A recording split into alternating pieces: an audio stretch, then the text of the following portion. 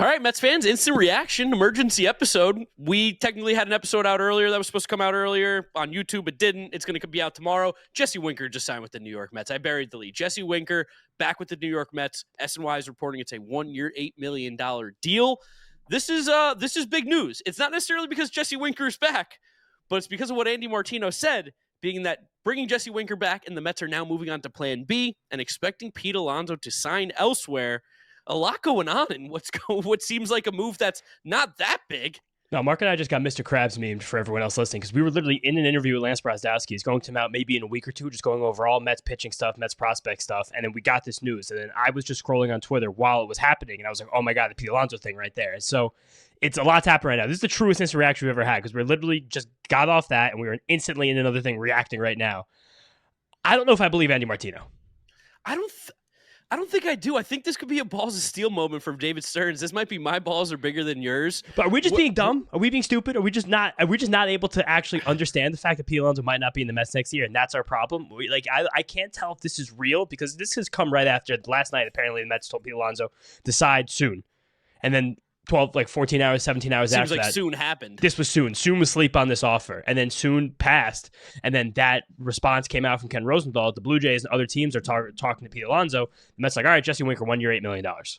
Yeah, I mean, it seems like more and more maybe Pete really isn't just going to be a Met. But it goes down to the situation of, again, who is going to sign Pete at the price that he wants? Because the Mets seemingly were the only team that would make sense for the price point-ish that he wants. But if you're going to be the Blue Jays, you're going to pay Pete Alonso all this money and not use that money to try and give extra to Vlad Jr. Like, that doesn't make any sense to me. Like, but I don't think that's part of it. The Blue Jays have so much money. The Blue Jays are one of the richest teams in baseball. I know, but they didn't offer Vlad Jr. anything even close to what he wanted. Well, it seems like that they're not even close. I think it seems like Vlad is he's well on his way to the open market. Nothing's going to stop him from doing that. I think the second Juan Soto put his name on the dotted line. Vlad Jr. is like, I'm going to be a pure free agent. People are going to come to me and they're going to bid. But I think it's really, really, really interesting that the wording that Andy Martino used in his tweet about this Pete Alonso thing.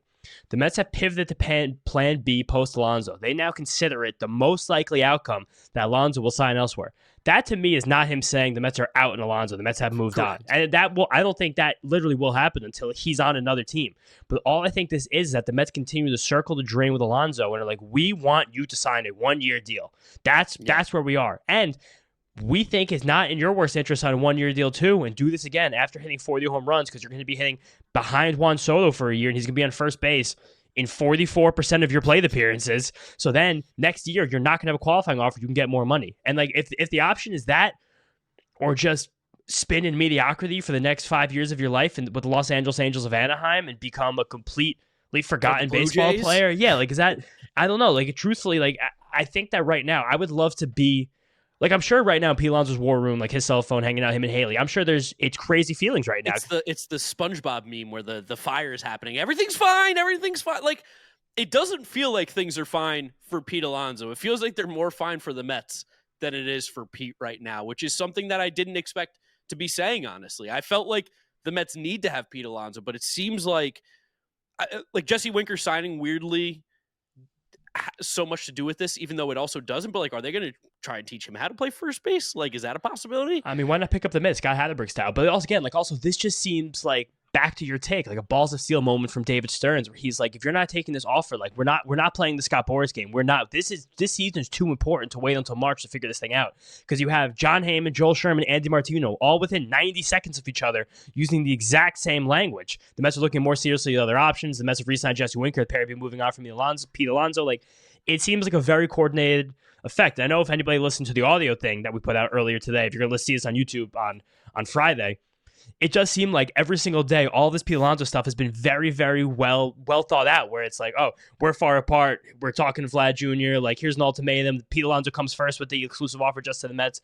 None of this stuff's an accident. It is all happening. No. It's a song and dance between Stearns and Boras right now, and that's just where we are. And I think there's even something to the fact that the Mets said we need an answer soon, and then it just comes in that the Blue Jays are interested, and it's almost like, oh, well, our answer is you're looking at other teams? Okay, Jesse Winker, welcome back. Let's start thinking about who the other guys are. If you're going to look at other teams and you think they're going to give you a better offer, good luck, bud. Like, we're not doing it. it's making me feel things that I don't want to feel about Pete Alonso, because I don't have a single bad feeling or memory or a heart bone in my heart towards Pete Alonso. Bone in your Bone in my heart. body. Bone in my body. Bone in my body. Yeah, bone in my heart wasn't right. I have a bad feeling in my heart, bone in my body. I put the two together. Classic Mark. But like at the same time, it's like, dude, at some point you have to, like, he has to take control of this himself and be like, how do I not want to play for the Mets for at least one more year? Like you said, Juan Soto's going to be on base 44% of the time. Lindor's going to be on base 35% of the time. So you're talking about two guys in front of you in the lineup that will be on base together 15 to 20% of the time. Math with is you smart. hitting, there's going to be no outs. Like, that's a dream scenario. And if he's chasing the money, if he's going after it, if he wants to be the highest paid first baseman of all time, like you said, I wish the best for him out in Los Angeles with the Angels. Go play for the Blue Jays. I hope you have a successful career. But is that what Pete wants? Is he's just chasing the money? That feels wrong. I'll say this. I'll put two hands up right now. I'll never chastise an athlete for chasing the money. You have a very limited window in your life where you are one of the best on earth at something. You should be looking for top dollar as consistently as possible. That's it. Like, you have a very smaller window when you're a chubby first baseman to get paid the way you deserve. It's even smaller window when you come up at 24 years old, like Pete Alonso did. So there probably is a fleeting feeling with Pete and his camp about how much money he can actually earn in his Major League Baseball career. But the flip side of that is, I don't know. Like, are you being penny wise and dollar foolish? Maybe. Like, is there more to be gained? And also, like, I think Pete loves the fame. I really do. I think a big part of Pete's mantra, Pete's attitude, who he has grown into as a player, a person, as an athlete, is he loves this spotlight.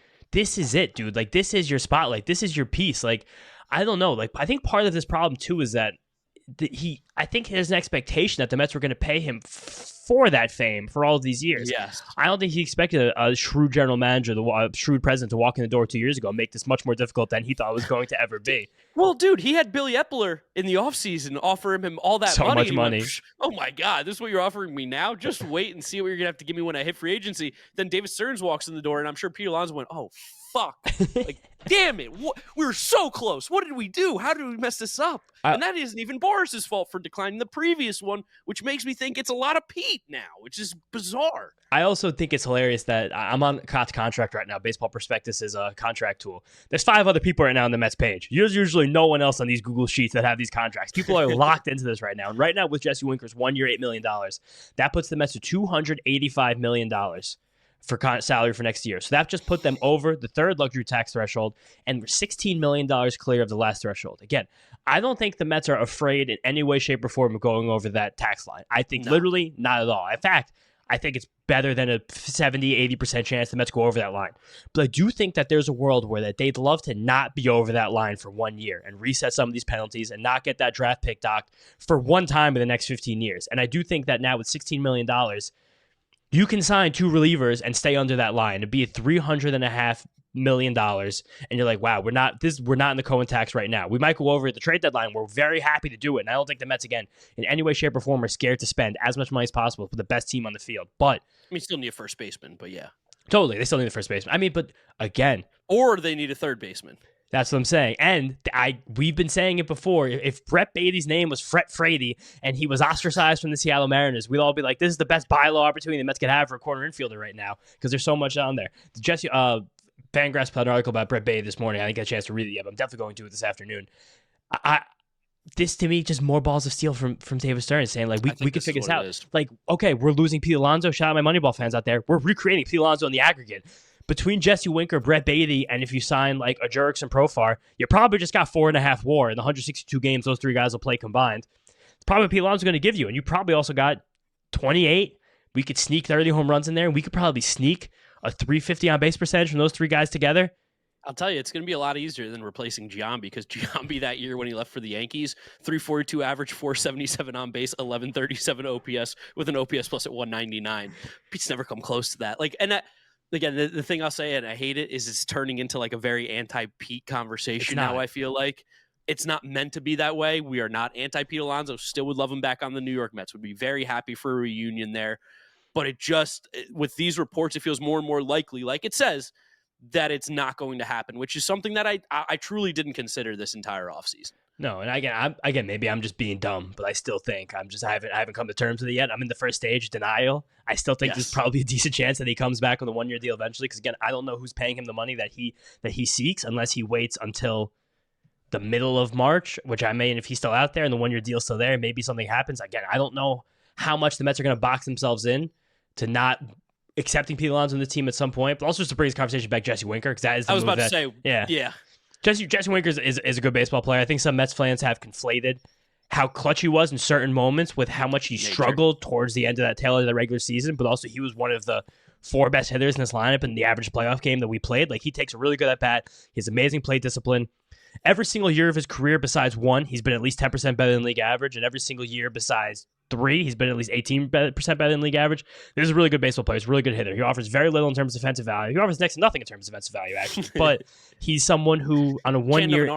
cannon of an arm. On a 1 year, $8 million deal as a left-handed hitter with power, with patience, with discipline, with some stolen bases that he started doing last year. Like, he gives the team a really good dynamic. Now, I'm very happy he's back for that contract. Yeah, and I mean, vibes alone. The vibes of Jesse Winker are incredible. Like, it was some of the best vibes.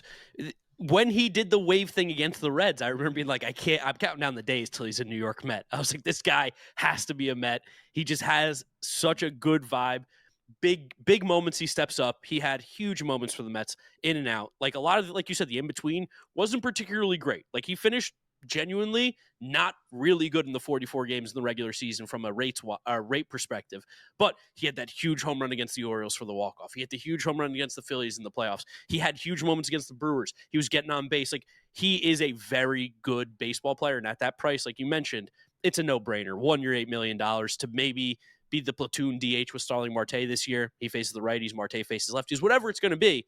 Really happy with it. I am interested to see if he does get any sort of rep at first base. He's never taken a rep at first base in Major League Baseball. Never? Can we check the minor leagues real quick? I'll try and pull it up right now. I'm on Fangraphs. I'll check the minor leagues. Minor leagues, he has played... Minor leagues, he has 13 games, 99 innings at first base. Did not make an error. 0 errors.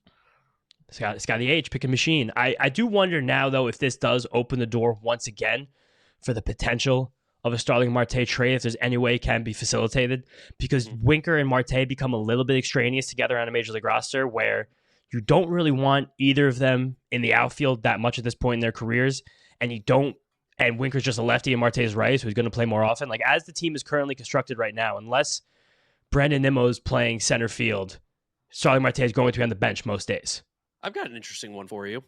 So Starling Marte is due how much money this upcoming year? Because he's a free agent at the end of the season, right? It's around $20 million. It's 18, I believe. It is. I'm going to throw something crazy out there, and you tell me how crazy it's $20.75 million.